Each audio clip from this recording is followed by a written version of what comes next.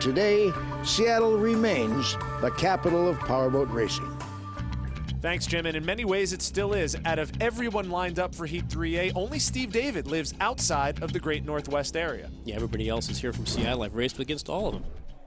And Nate, you happen to call Seattle your own hometown as well. Here's Steve David from the great state of Florida, one of the only drivers from that area. And here's Terry Troxell coming to the start-finish line. Well, he looks a little early to me. The other guys are way behind him, either that or they're all way late. So I don't know. No, Terry is definitely early on the start. He's having a lift right now. You can see the tail is down. He's over the gun. He's over the line for sure. The green flag was not completely up. Terry Troxell will be penalized for crossing that. Oh, and he's going to the pin, too. He's going to the pin. It was just going to get Vilwalk wet.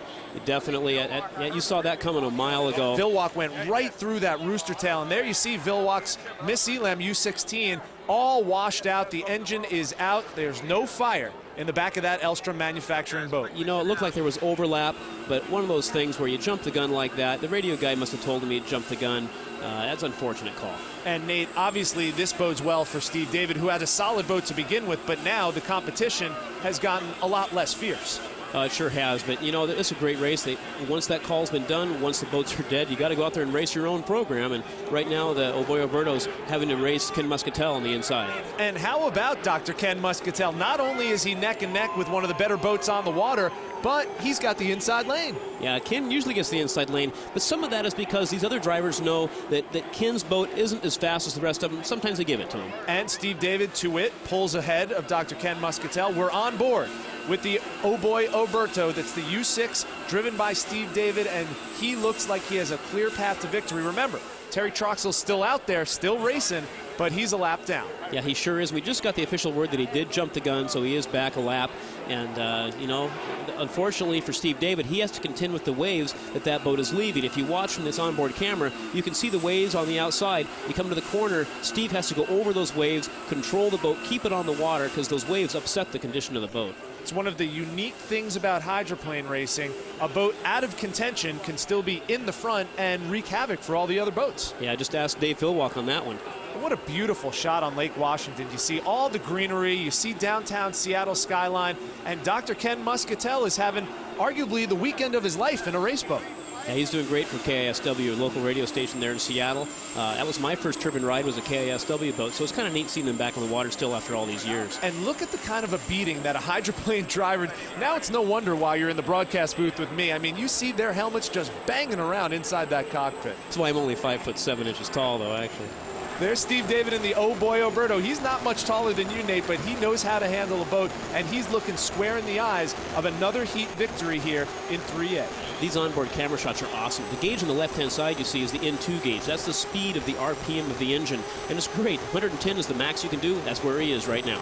And we're turning into the final turn down the stretch for Heat 3A, and Steve David has run away with this victory. What started out as a very exciting field with Dave Vilwalk and Terry Troxell has turned into a runaway for the Oboy Oberto. Once again, survival of the fittest. He's proved he's the fittest right now. A war of attrition won by Steve David, and a much valued 400 points as he crosses the finish line in Heat 3A. And Ken Muscatel bringing home the KASW Miss Rock in second place. They need those points. Another person that got very valuable points was Dave Vilwalk. He raced that boat with no front wing. He did a great job with no control surfaces. So with that said, Steve David wins 400 points, followed by Ken Muscatel, and Dave Vilwalk taking his boat across the finish line with a third place finish.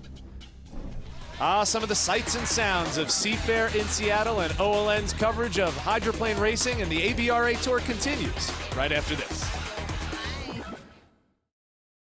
Welcome back to ABRA Hydroplanes. We're at Seafair in Seattle, where in Heat 3A we had Steve David come from a not-so-good start to win that heat. Here's Rich at the dock.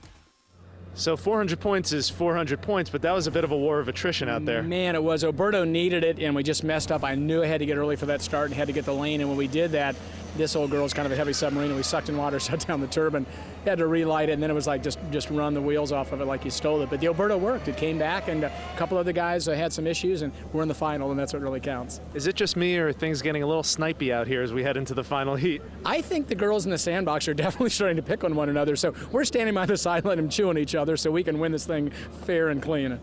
There you see the Elam, the U-16 with that missing front wing. You can see Eric Elstrom looking at that. He's going, I've got a lot of work to do. Let's get this thing out of the water so we can fix it before the next heat.